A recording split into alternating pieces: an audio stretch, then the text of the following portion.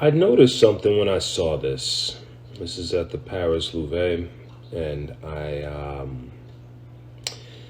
was very, very interested in this piece right here, only because why would a bone-like structure or anything of this magnitude be on something that should be inorganic? Now, right here, you got the Venus de Milo. All right. And this is old. Like, this goes all the way back to, like, I don't know, 125 BC or something when they found this. They say they found it off the coast of Greece. And when they did find it off the coast of Greece, supposedly the arms were already missing. Another thing which we ignore, and I don't quite understand, because if you can look, that arm is cleanly severed off.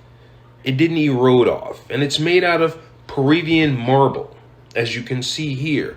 Marble. And you need a diamond tip saw to even cut marble. So how did you even cut that? And I don't like how they pulled up that guy chiseling with a stone as if somebody chiseled this huge statue. This right here, it's 6 feet 8 inches tall. 6 feet 8 inches tall. So you'd need a 7.5 foot, 8 foot block of marble to start with, and you can't make any mistakes. Clean cut arm, which they try and explain off like, oh yeah, the arms were just missing. The arms weren't missing. They cut these arms off these statues for a reason. This statue included. Then I came across this guy's work by the name of Signor Segato. And let's just read this here, right?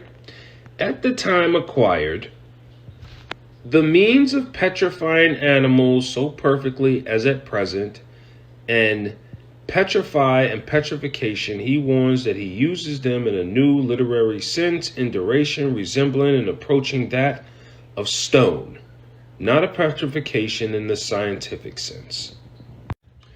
As you read here, this guy had a petrification process where, look, even the spots upon the skin remain the same, they remain natural, not one drop, where they continued fixed as freshly and lively. Birds do not lose a feather, reptiles don't lose a scale, both preserve their hue. Animals, even the eye still glistens. So this guy figured out a way to petrify things. Look, a female bosom, white, the natural appearance, even to the fine down of the skin, the roundness of the breasts. This guy here had a method he used to petrify things. As you can see here, Segato's discoveries, his countrymen, he had already acquired some celebrity in Europe from his admirable maps of America. So this guy was pretty famous for what he did, As you can see here, he basically was a very, very well-known individual. Right here, look, Signor Segato as well, analogy, insects, all that prepared for natural history is unable to answer besides the high degree of anatomical knowledge, great skill and preparation, right?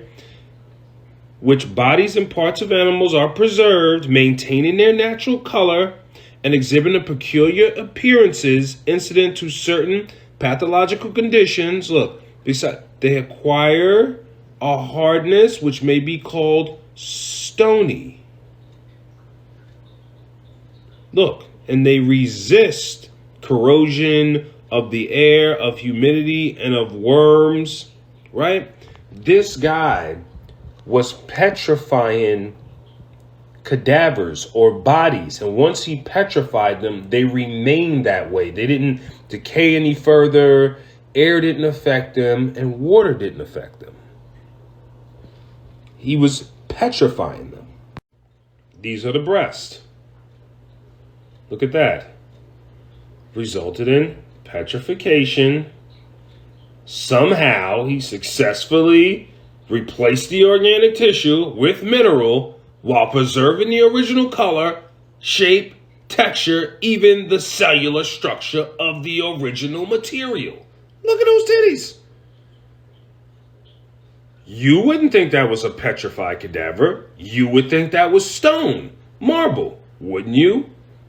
Exactly. Let's keep cooking.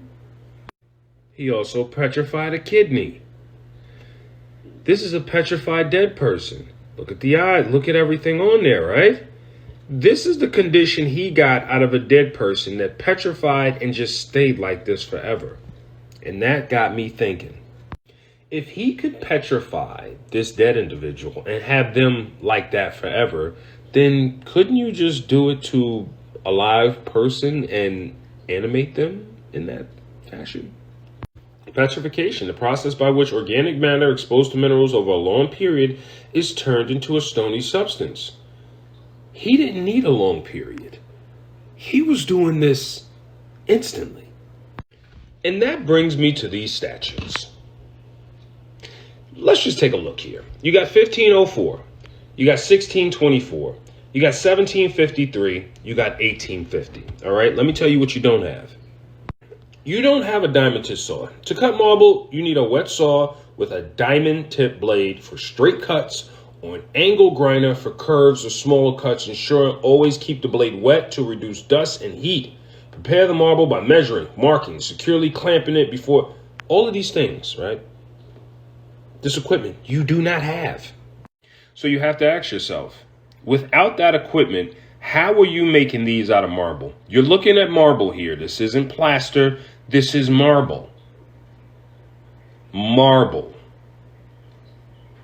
And I don't care if you got the best diamond tip tool of all. This is just out of this world. How are you getting this done here?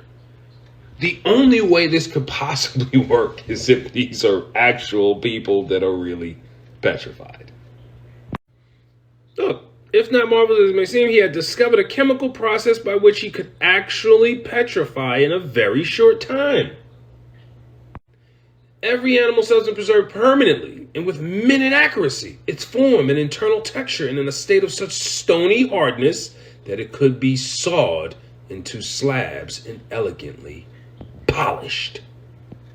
He had in his way formed a museum of various animals, frogs, fish, toads, snakes, a great variety of parts of the human body in a natural and diseased state.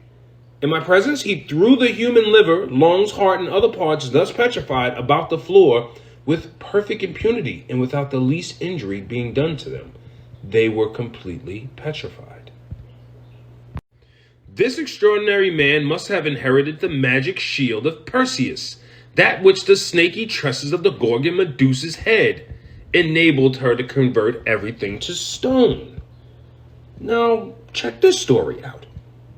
This I found odd. Look, Segato, he went to the United States to demonstrate his work among the surgeons and the people in the country.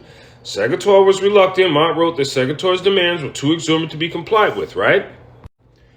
Dejected, returned to the United States. Look, 3 weeks later, he received a letter informing him that Segato had suffered a sudden and violent inflammation of the lungs and had died shortly after he had left France. Segato had taken to the grave the secret of his technique, and despite numerous studies and attempts to imitate, his methods remained mysterious. So this man went to the United States, demonstrated to these surgeons his petrification method, and 3 weeks later he mysteriously died from lung inflammation. And we all just know you don't suddenly die from lung or respiratory anything. When you have a lung issue, it's ongoing. It happens, emphysema, lung cancer. It's debilitating. It happens over time. He just suddenly died after he left the United States and showed them this petrification. I'm calling bullshit. I'm seeing missing arms missing off of all these statues, and they're cleanly cut off. 1875 still cut off. Right there, still cut off. With that said, I'm not buying that anybody sculpted these. Look at their facial expressions. I'm under the impression that somebody back then, just like Segato, had a petrification method and they were using it on living human beings. But when the mind's blind, the eyes can't see.